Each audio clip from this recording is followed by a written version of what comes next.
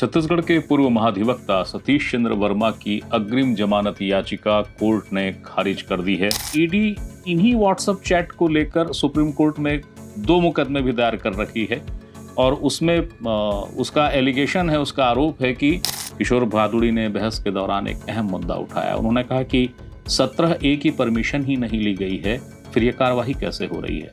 इस पर एसीबी ने कोर्ट से कहा, यानी डॉक्टर सौरभ कुमार पांडे ने कोर्ट को बताया कि 17A की जो प्रक्रिया है वो प्रक्रियात्मक है, विधि विभाग से अनुमति मांगी गई है और इसीलिए एफआईआर के बाद हम आगे नहीं बढ़ रहे हैं। छत्तीसगढ़ के पूर्व महाधिवक्ता सतीश चंद्र वर्मा की अग्रिम जमानत याचिका कोर्ट ने खारिज कर दी है। एसीबी स्पेशल कोर्ट और रायपुर के प्रथम अपर सत्र न्यायाधीश निधि शर्मा तिवारी की कोर्ट में सतीश चंद्र वर्मा की ओर से आवेदन आया था। कोर्ट ने अपने फैसले में जो शब्द इस्तेमाल किया है वो ये है कि अभियुक्त के विरुद्ध आरोपित अपराध की गंभीरता और केस डायरी में उपलब्ध तथ्यों, परिस्थितियों व सामग्री पर विचार करने से अभियुक्त को अग्रिम जमानत का लाभ दिए जाने हेतु यह उपयुक्त मामला दर्शित नहीं होता है। लेकिन रायपुर कोर्ट के इस फैसले के ठीक पहले इस प्रकरण में बहुत शानदार जबरदस्त बहस हुई जो बहुत दिलचस्प थी, जिसकी चर्चाएं हैं, और वो बहस क्या थी वही बताने आपके सामने हाजिर हुआ हूं। नमस्ते, मेरा नाम है याज्ञवल्क। सबसे पहले ये जान लीजिए कि मामला क्या है। भूपेश सरकार के समय कनक तिवारी जी को हटाकर महाधिवक्ता बनाए गए सतीश चंद्र वर्मा पर आरोप है कि उन्होंने नान घोटाला मामले के जो आरोपी थे अनिल टुटेजा और आलोक शुक्ला, उनके खिलाफ अभियोजन को कमजोर किया। उन पर एलिगेशन है कि उन्होंने ऐसा दूषित व्यवहार किया जिससे कि इन दोनों को न्यायालय में अग्रिम जमानत का भी लाभ मिला और अदालत में जहां पे विचारण हो रहा था उस कोर्ट में कुछ ऐसी भूमिका निभाई जिससे केस कमजोर हो गया। इन आरोपों का आधार बना व्हाट्सएप का चैट। तो जो व्हाट्सएप का चैट है वो तब सामने आया था जब 2019 में आयकर का छापा प्रदेश के प्रभावशाली लोगों के यहां पड़ा था, जिनमें अनिल टुटेजा भी शामिल थे। और उस समय कई मोबाइल जब्त किए थे आयकर विभाग ने और उसमें व्हाट्सएप चैट थे। तो ये जो व्हाट्सएप चैट मिले, इससे कुछ और अपराध की भूमिका पृष्ठभूमि तैयार हो रही थी। तो आयकर ने वो सारे चैट ईडी को सौंप दिए, क्योंकि नान घोटाला मामला जिसका विचारण रायपुर कोर्ट में हो रहा था, जो एसीबी का मूल मामला था, उसको ईडी ने भी अपने यहाँ पंजीबद्ध कर लिया था। तो आयकर विभाग ने सारे संबंधित अभिलेख ईडी को दिए थे। ईडी इन्हीं व्हाट्सएप चैट को लेकर सुप्रीम कोर्ट में 2 मुकदमे भी दायर कर रखी है और उसमें उसका एलिगेशन है, उसका आरोप है कि इस पूरे नान मामले में आलोक शुक्ला, अनिल टुटेजा को जो जांचकर्ता एजेंसी थी यानी एसीबी और ईओडब्ल्यू भूपेश सरकार के कार्यकाल में, उस एजेंसी के अधिकारियों ने, ब्यूरोक्रेट्स ने इस पूरे मामले में अभियुक्त जो थे यानी अनिल टुटेजा और आलोक शुक्ला जो अभियुक्त थे, उन्हीं से जो प्रतिवेदन पेश करना होता था कोर्ट में या जो कोई भी अग्रिम कार्यवाही कोर्ट में की जानी होती थी, उसका अभिमत और उसकी अंतिम स्वीकृति वो अनिल टुटेजा से लेते थे। सारे कागजात व्हाट्सएप के जरिए अनिल टुटेजा को भेजे जाते थे और इस व्हाट्सएप का जो पूरा चैट का ब्यौरा है, इसी ब्यौरे में सतीश चंद्र वर्मा का जिक्र मिलता है, इसी व्हाट्सएप चैट में जीपी सिंह का जिक्र मिलता है, इसी चैट में अनिल टुटेजा का भी जिक्र मिलता है। तो ये एफआईआर का मजमून है। जो एलिगेशन है वो एलिगेशन यही है कि सतीश चंद्र वर्मा, जो कि महाधिवक्ता थे छत्तीसगढ़ के, उन्होंने अपने पद का प्रभाव का इस्तेमाल किया और जो 2 प्रमुख आरोपी थे आलोक शुक्ला और अनिल टुटेजा, इनको विधि विरुद्ध तरीके से कुछ ऐसा प्रयास किया कि उनको लाभ मिला, उनका केस कमजोर हुआ, उनको जमानत मिली। इस मामले में ईडी ने एक प्रतिवेदन दिया था 2 अप्रैल 2024 को ईओडब्ल्यू और एसीबी को, और उसके आधार पे 49/2024 एसीबी ईओडब्ल्यू ने एफआईआर दर्ज की। उसका एफआईआर नंबर है 49/2024। इसमें जो धाराएं हैं वो है 182, 211, 193, 195A, 166A, 120B और भ्रष्टाचार निवारण अधिनियम की धारा 7, 7क, 8, 13, 2। और इसी मामले में सतीश चंद्र वर्मा, अनिल टुटेजा और आलोक शुक्ला आरोपी हैं, नामजद हैं। शेष आरोपियों का भी जिक्र है लेकिन उसमें लिखा गया है अन्य, यानी अन्य आरोपी हैं और भी आरोपी हैं लेकिन उनके भी नाम सामने नहीं हैं। जब प्रकरण की विवेचना शुरू होगी तो ये नाम सामने आएंगे। तो सतीश चंद्र वर्मा की ओर से इसी मामले में इसी एफआईआर जो नंबर है 49/2024, इसमें अग्रिम जमानत आवेदन पेश किया गया था रायपुर के एसीबी स्पेशल कोर्ट में। और सतीश चंद्र वर्मा की ओर से हाईकोर्ट के एडवोकेट किशोर भादुड़ी उपस्थित हुए थे।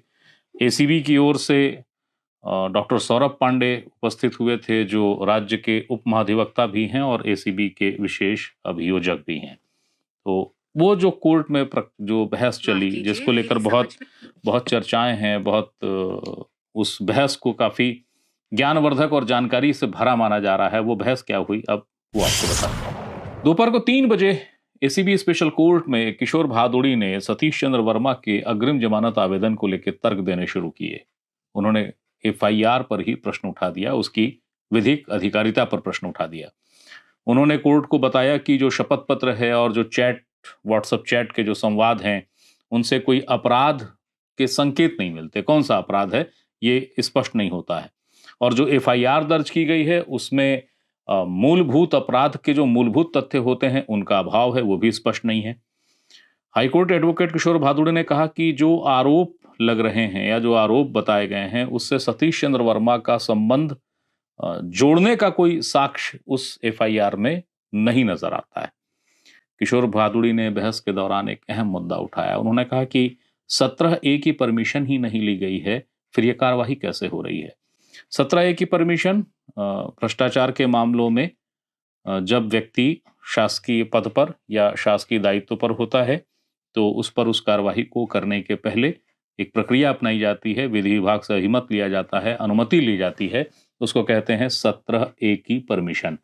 तो किशोर भादुड़ी जी ने यह प्रश्न उठाया सतीश चंद्र वर्मा के संबंध में कि ये परमिशन कहाँ है, क्योंकि ये जो एलिगेशन है, ये जो आरोप हैं, ये तब के हैं जब ये महाधिवक्ता थे, इसलिए 17A की परमिशन लगेगी और वो नहीं ली गई है। इसके अलावा जो किशोर भादुड़ी जी ने कहा वो ये था कि एफआईआर में 4 साल की देरी है, यानी ईडी के पास ये चैट तो 4 साल पहले आ गए थे, तो अब 4 साल बाद ये एफआईआर क्यों है।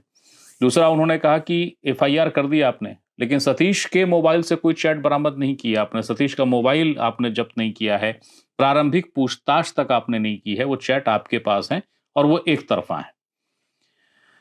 उसके बाद किशोर भादुड़ी ने कोर्ट को तारीखों के साथ बताया कि जो एलिगेशन है आलोक शुक्ला, अनिल टुटेजा की केस को कमजोर करने या उनकी जमानत में लाभ देने का, तो वो उससे सतीश चंद्र वर्मा कैसे अलग हैं, इसको लेकर तारीखों के साथ किशोर भादुड़ी ने कोर्ट को बताया। किशोर भादुड़ी जी ने कहा कि सतीश चंद्र वर्मा 1 जून 2019 को महाधिवक्ता बने, जबकि रायपुर कोर्ट में अनिल टुटेजा और आलोक शुक्ला के खिलाफ चार्जशीट 5 दिसंबर 2018 को पेश हो चुकी थी। किशोर भादुड़ी ने पूछा कि जब चार्जशीट ही पेश हो गई 5 दिसंबर 2018 को और सतीश एजी बन रहे हैं 1 जून 2019 को, तो सम्यक लाभ कैसे देंगे। उसके बाद उन्होंने कहा कि अनिल टुटेजा की अग्रिम जमानत याचिका 5 दिसंबर 2018 को हाईकोर्ट में लगी, जबकि आलोक शुक्ला की अग्रिम जमानत याचिका 4 मई 2019 को दायर की गई।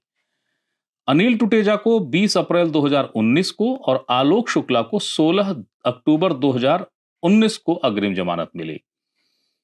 किशोर भादुड़ी जी ने इन्हीं तारीखों के हवाले से कहा कि जो व्यक्ति 1 जून 2019 को एजी बनता है और जमानत अग्रिम जमानत मिलती है 20 अप्रैल 2019 को टुटेजा को, जबकि आलोक शुक्ला को मिलती है 16 अक्टूबर 2019 को, तो सतीश कैसे लाभ दिला सकते थे।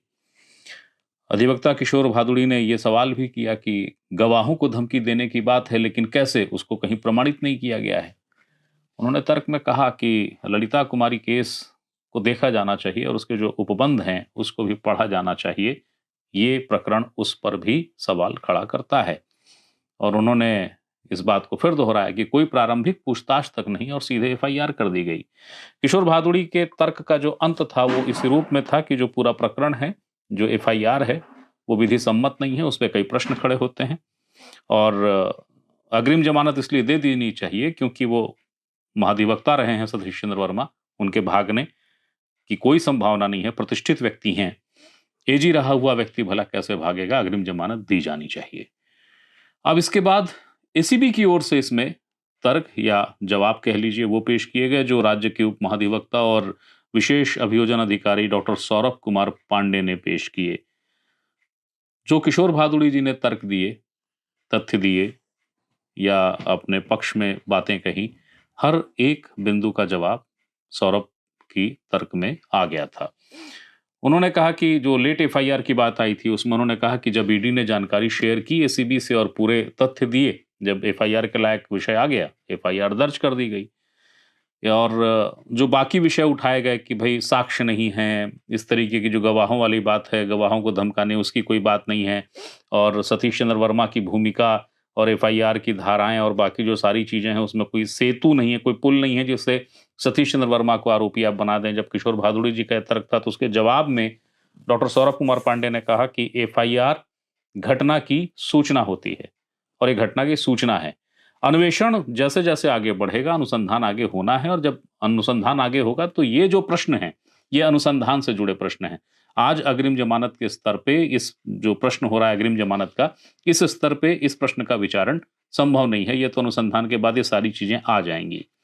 उसके बाद जो महत्वपूर्ण एक प्रश्न था किशोर भादुड़ी जी का कि 17A की परमिशन कहाँ है, इस पर एसीबी ने कोर्ट से कहा, यानी डॉक्टर सौरभ कुमार पांडे ने कोर्ट को बताया कि 17A की जो प्रक्रिया है वो प्रक्रियात्मक है, विधि विभाग से अनुमति मांगी गई है और इसीलिए एफआईआर के बाद हम आगे नहीं बढ़ रहे हैं।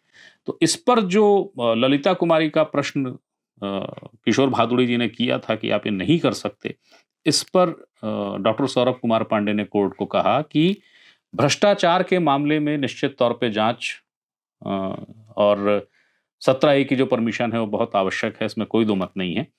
लेकिन यदि प्रकरण में आईपीसी की धाराएं हैं, तो ऐसी किसी पूर्व अनुमति को लेकर कोई बात नहीं कही गई है, मौन है। यानी ऐसा कोई स्पष्ट अभिमत नहीं है कि आपको पूर्व अनुमति लेना ही पड़ेगा। और ये जो प्रकरण है जो कि एसीबी ने दर्ज किया, एसीबी थाने ने, उसमें भ्रष्टाचार निवारण अधिनियम की धाराएं हैं, लेकिन उसके साथ साथ इसमें आईपीसी की भी धाराएं हैं। और चूंकि आईपीसी की धाराएं अगर रहेंगी तो पूर्व अनुमति या ललिता कुमारी वाला जो तर्क है वो इसमें प्रभावी नहीं होता। डॉक्टर सौरभ कुमार पांडे ने जो तर्क कोर्ट में दिए और कोर्ट की जो कार्यवाही थी वो पृथक से है, अलग से है। जब आप इसको इस मतलब हमारे इस बातचीत को जब आप सुन लेंगे, उसके ठीक बात वो भी है, आप उसको भी सुन सकते हैं। मैं उसका सारांश बता दे रहा हूं बस। एसीबी ने जो एक बात आई अग्रिम जमानत के लिए, अंतिम जो याचना का बिंदु था जिसमें कहा गया कि एजी रहा है कैसे भागेगा और ये इस तरह की तमाम चीजें हैं, तो उसके जवाब में एसीबी ने कोर्ट से कहा कि यही सबसे महत्वपूर्ण बिंदु है, यही सबसे महत्वपूर्ण तथ्य है। राज्य का महाधिवक्ता कार्यालय का अधिकारी रहा है आवेदक, यानी कि सतीश चंद्र वर्मा, जिनकी ओर से जमानत अग्रिम जमानत आवेदन पेश हुआ था। और प्रतिष्ठित एजी ऑफिस से ऐसी घटना हुई, ऐसा अपराध हुआ कि जो लोग अपराधी थे, आरोपी थे, उनको लाभ देने की कोशिश की गई, षड्यंत्र रचा गया और गवाहों तक को धमकाया गया, अभियोजन को कमजोर करने की कोशिश हुई। डॉक्टर सौरभ कुमार पांडे ने कहा कि 3 व्यक्ति हैं और तीनों व्यक्ति एक ही लक्ष्य के लिए प्रयासरत थे। तीनों व्यक्ति से आशय अनिल टुटेजा, आलोक शुक्ला और सतीश चंद्र वर्मा, और इसीलिए ये अपराध की गंभीरता को बढ़ाता है। तो इस पूरे बहस को सुनने के बाद कोर्ट ने अग्रिम जमानत का जो आवेदन था उसको खारिज कर दिया। जिन शब्दों में खारिज किया वो मैं आपको पहले ही बता चुका हूं, फिर दोहरा देता हूं। कोर्ट ने कहा कि आरोपित अपराध की गंभीरता और केस डायरी में उपलब्ध तथ्यों, परिस्थितियों और सामग्री पर विचार करने से अभियुक्त को अग्रिम जमानत का लाभ दिए जाने हेतु उपयुक्त मामला दर्शित नहीं होता है। तो ये कोर्ट रूम की एक बेहतरीन बहस थी, जिसमें ये सही है कि महाधिवक्ता जो पूर्व महाधिवक्ता थे सतीश चंद्र वर्मा, उनको अग्रिम जमानत का लाभ नहीं मिला है। लेकिन इस बहस में जो पॉइंट उठे हैं, जो मुद्दे किशोर भादुड़ी ने उठाए हैं, ऐसा हो सकता है कि ऊपरी अदालत में किसी राहत का सबब, जब आप उस राहत की कोई ऑर्डर हो जाए और उसके आधार खोजने जाएं, तो यही बिंदु मिले, मसलन धारा 17A का परमिशन वाला मुद्दा। तो ये एक अहम सूचना थी, अहम जानकारी थी, और हर सूचना और हर जानकारी पे अधिकार आपका है। मैं सिर्फ माध्यम हूँ और ये सूचना और जानकारी देने आपके सामने हाजिर हुआ था। फिर कोई सूचना होती है, फिर कोई जानकारी होती है, वो देने आपके सामने फिर हाजिर होऊंगा। तब तक के लिए प्रणाम। सौरभ जी, आज अग्रिम जमानत थी सतीश चंद्र वर्मा वाले प्रकरण में। अभी जो बचाव पक्ष था उसका तर्क ये था कि 17A की कार्यवाही नहीं है। उसमें अलग अलग नया दृष्टांतों का जिक्र आया और ये कहा गया कि जो चैट है, जो सारी चीज़ें हैं, वो किसी अपराध की ओर इंगित नहीं करती। क्या आप लोगों ने कहा, इसमें तर्क क्या था? तो ये देखिए, जो EOW ACB ने अभी जो प्रकरण दर्ज किया है 3 लोगों के खिलाफ, जिसमें कि 2 भूतपूर्व IAS हैं, अनिल टुटेजा, डॉक्टर आलोक शुक्ला और जो सतीश चंद्र वर्मा, इनके संदर्भ में अभी FIR दर्ज ही हुई है और जिसमें कि prevention of money laundering act की धारा 66 के अंतर्गत कुछ इन्फॉर्मेशन शेयरिंग की गई थी इन्फोर्समेंट डायरेक्टरेट के द्वारा एंटी करप्शन ब्यूरो के साथ में। उस इन्फॉर्मेशन और उसके अलावा उनके जो स्वयं के गोपनीय सूत्र थे, उससे उन बातों का जो है तथ्यात्मक तस्दीक कराई गई थी और कराने के पश्चात उसमें एक FIR रजिस्टर किया गया। जो कुछ दस्तावेज और जो जानकारियाँ इन्फोर्समेंट डायरेक्टरेट के द्वारा शेयर की गई, उसमें मुख्य थी व्हाट्सएप चैट्स। और व्हाट्सएप चैट जो इन तीनों जो अपराधी इसमें जो अभी इसमें संलिप्त किए गए हैं FIR में, जो 3 लोगों को नाम दिया गया है, इन लोगों के खिलाफ अपराध है। और अपराध जो है उसके संदर्भ में इन्फोर्समेंट डायरेक्टरेट ने जो व्हाट्सएप चैट शेयर किया है वो बेसिक उसका इशू बनाया गया है। और व्हाट्सएप चैट में बहुत सारे ऐसे कम्युनिकेशंस हैं जो किसी एक पर्टिकुलर टारगेट को अचीव करने के लिए किए गए हैं। मसलन जो ACB का इन्वेस्टिगेशन था नॉन स्कैम को लेकर के, उसके संदर्भ में जो माननीय न्यायालयों में कार्रवाइयाँ चल रही थी, चाहे वो हाई कोर्ट हो चाहे वो ट्रायल कोर्ट हो, उन कार्रवाइयों को किस प्रकार से मैनिपुलेट किया जा सके, ऐसी जो चैट्स में जो देखने में प्रथम दृष्टया ऐसा दिखाई पड़ा और जिसके फर्दर जांच के लिए अभी FIR दर्ज की गई है। और जो प्रोसिक्यूशन सैंक्शन है प्रिवेंशन ऑफ करप्शन एक्ट की धारा 17A के अंतर्गत, उसके संदर्भ में हमारा कथन ये था कि हमने उसकी कार्रवाई जो की है प्रोसिक्यूशन सैंक्शन प्राप्त करने के लिए, हमने आवेदन लिखा है विधि विभाग को, छत्तीसगढ़ राज्य शासन के, और जल्द ही वो हमें प्राप्त हो जाएगी। ऐसी परिस्थिति में जब तक हमें प्राप्त नहीं हो रहा है, हम अभी अपने अनुसंधान को ही पॉज करके रखा हुआ है हमने। इस संदर्भ में हमने माननीय न्यायालय को लिखित जानकारी भी दी है। साथ ही साथ जो कुछ तर्क किए गए कि FIR दर्ज नहीं की जा सकती, इंक्वायरी इन्वेस्टिगेशन नहीं किया जा सकता, तो यहाँ हमारी ओर से तर्क किया गया है कि उसमें केवल प्रिवेंशन ऑफ करप्शन एक्ट के ही अपराध नहीं है, उसमें कुछ IPC के भी अपराध बनने पाए गए हैं और उनके अंतर्गत भी FIR दर्ज की गई है। और उसमें ऐसा कोई रिस्ट्रिक्शन नहीं कि उनके धाराओं के अंतर्गत हम जो है अपराध दर्ज नहीं कर सकते और अनुसंधान नहीं कर सकते। लेकिन जहाँ तक रहा सवाल कि जो बहुत देरी से FIR दर्ज की गई, उस संदर्भ में हमारा कहना ये है कि भाई, जब हमको इस बारे में जानकारी शेयर किया गया इन्फोर्समेंट डायरेक्टरेट के द्वारा और वाइटल इन्फॉर्मेशन हमसे शेयर की गई जो कि FIR लिखने के लायक सफिशिएंट मटेरियल था, तभी हमने आगे बढ़ के कार्रवाई की है। और अगर वो सब मटेरियल अवेलेबल नहीं होते तो चूँकि सारे के सारे सीनियर या तो ब्यूरोक्रेट्स हैं या लॉ ऑफिसर्स रहे हैं, तो इनके खिलाफ ऐसे तो कार्रवाई नहीं की जा सकती थी अनलेस एंड अनटिल कोई प्राइमा फेसाई एविडेंस अवेलेबल ना हो। ये भी हमारी तरफ से ये डिस्कशन किया गया कि जो व्हाट्सएप चैट से संबंधित एक आवेदन पत्र इन्फोर्समेंट डायरेक्टरेट ने भी माननीय सुप्रीम कोर्ट के सामने पेश किया हुआ है। जब 2 अधिकारी जो हैं आलोक शुक्ला और अनिल टुटेजा, इनको मनी लॉन्ड्रिंग के केस में बेल ग्रांट किया था ऑनरेबल हाई कोर्ट ने, तो उसको बेल कैंसिलेशन को चैलेंज किया गया था सुप्रीम कोर्ट में। और चैलेंज करने के साथ साथ एक शपथ पत्र भी दिया गया था ED की तरफ से, जिस शपथ पत्र में उल्लेख था इसमें जो 3 लोगों को जिनको अभी बनाया गया, आरोपी बनाया गया है, उनका रोल का जिक्र था। साथ ही साथ व्हाट्सएप चैट भी हमने सुप्रीम कोर्ट में वहाँ पे सील्ड एनवेलप में पेश की थी। और अभी हाल ही में हुई सुप्रीम कोर्ट की सुनवाई के दौरान सुप्रीम कोर्ट ने यह भी इन्फोर्समेंट डायरेक्टरेट से कहा है कि बेल कैंसिलेशन के लिए यदि ED आई है तो साथ ही साथ उसमें बेल कैंसिलेशन के लिए क्या पर्याप्त आधार हैं, वो भी साथ में तत्संबंध में भी एक शपथ पत्र प्रस्तुत करें कि क्या इन्होंने बेल कैंसिलेशन में क्या बेल का वायलेशन किया है। और सेकेंडली सुप्रीम कोर्ट ने मंशा व्यक्त की है कि जो ये घटनाएं हैं जिसमें व्हाट्सएप चैट्स हैं, जिसमें जुडिशल ऑफिसर्स और ब्यूरोक्रेट्स और पॉलिटिशियंस और लॉ ऑफिसर्स जिनके नाम ED ने लिख के दिया था, उसमें इंक्वायरी भी करने के मंशा सुप्रीम कोर्ट ने भी लास्ट हियरिंग में व्यक्त की थी। इन सारी बातों को भी हमने जो है माननीय न्यायालय के समक्ष आज रखा है।